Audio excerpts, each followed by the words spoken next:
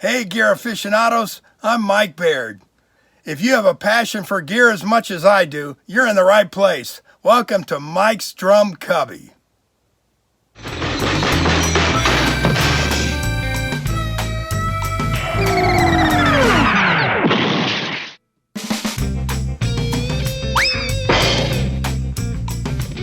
Hey, Cubbies!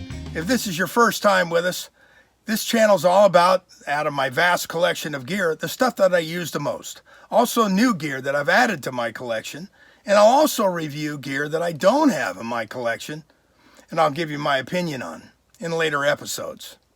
If you like the channel, hit the subscribe button, give me a thumbs up, send me a comment.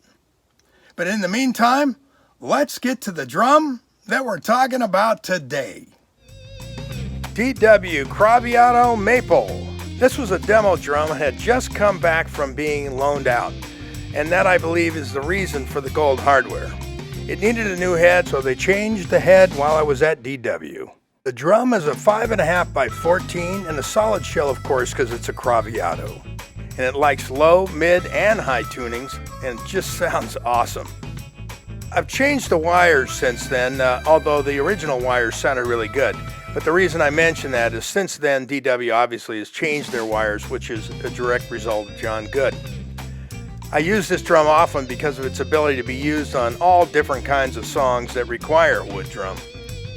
Story at the end about that and how I came about this drum. But anyway, here's the logo, the throw off, the butt end, and the classic DW lug.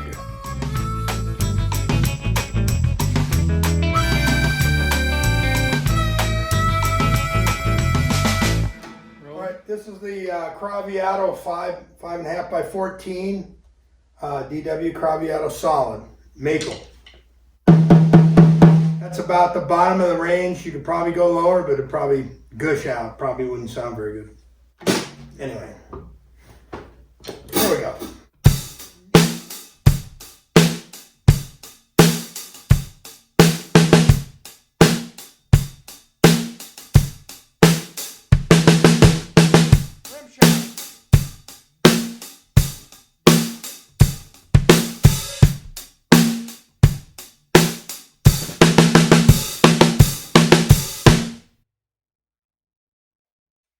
Alright, so this is kind of a medium, higher than it was, but we'll take it even higher after this one. So anyway, here we go.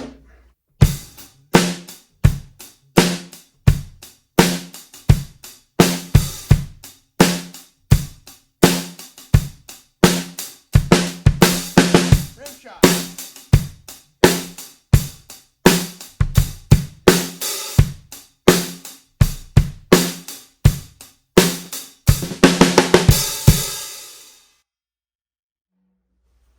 Okay, this is the Craviotto 5.5 by 14. It's okay. Check it out.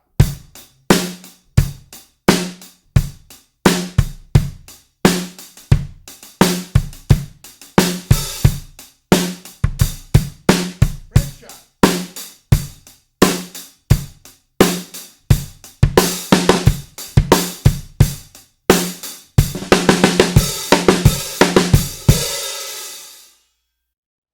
Hey, you're back. Well, before we get to the story, anybody want to guess the weight of the drum? 8 pounds, 12 ounces. Okay, so the story goes like this. You know some of it from the midsection. I had a session. The session wasn't until like noon or 12:30. They wanted me there for sounds. It wasn't going to start till like 1. So I got a wild hair, and I said, I'm going to call Scott Garrison, who was my rep at DW at the time, and I said, if you have something unique. And he says, I think I might. I got this steam bent shell, this Craviotto shell that you might just dig. It just came back from loan. You might dig it. So I get there, and it's got this gold-plated hardware on. Wouldn't have been necessarily my choice, but, it's okay. I'm just borrowing it anyway. So they changed the head, as I said, and they put it in a box, and I take off. I get to the session early. the sessions at Bill Schnee's studio, which is a great studio. Bill Schnee, of course, is a fantastic engineer, but he wasn't engineering that day. Jeremy Smith, a friend of mine, who was another great engineer, was engineering. And by the way, Bill Schnee Studios in North Hollywood, kind of down the street from Universal Studios, in case you're not aware.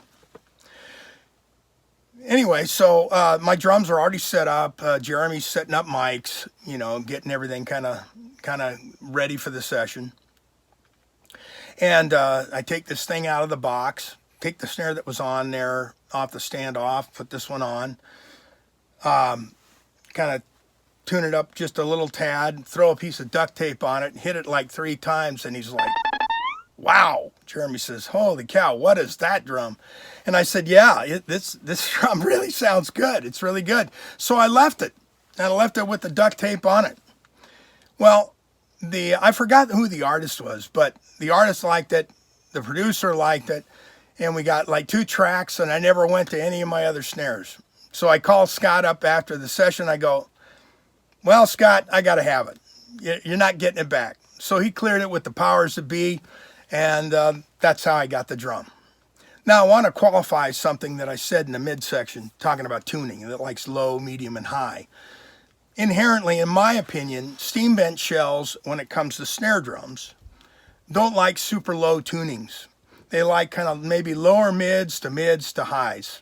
They just do. Now, depending on the depth of the drum also, this is a 5.5, so 6.5, you'd have it lower. If you'd made it even bigger, I'm sure you could get them lower.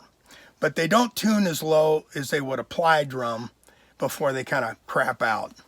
I don't know, there's just the way they're stressed when they're made. So anyway, we come to an ending of another episode of Mike's Drum Cubby.